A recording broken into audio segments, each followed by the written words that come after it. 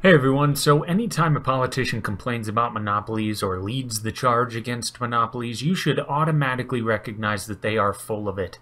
At the end of the day, monopolies can be described as something with high barriers to entry, and this results in a lack of choices among society.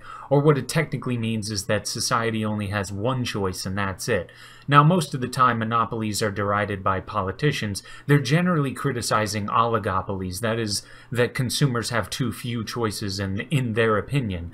Now, the strange thing about this is that politicians are not only in control of the biggest real monopoly in our country, which is the government itself, but they actively work towards preserving its monopolization of many aspects of your life and even expanding it to whatever heights they can manage.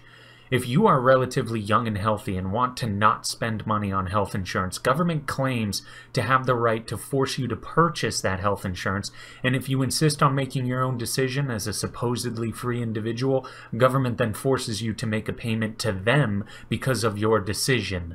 This is a monopolization on an important aspect of your life.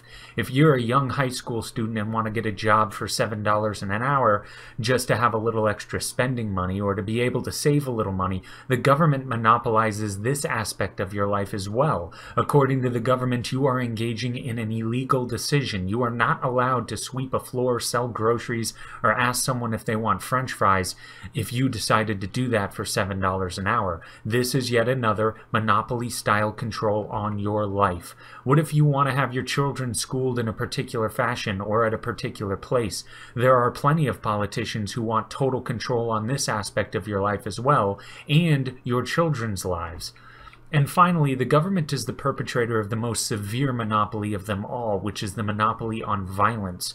If the government decides to take your land through eminent domain or to seize your property through civil asset forfeiture, they reserve the right to take these things away from you by force. Even though you've done nothing wrong and have not even been charged with a crime, they will not hesitate to put a gun to your head and demand these things from you. And if you resist, they will pull that trigger and kill you.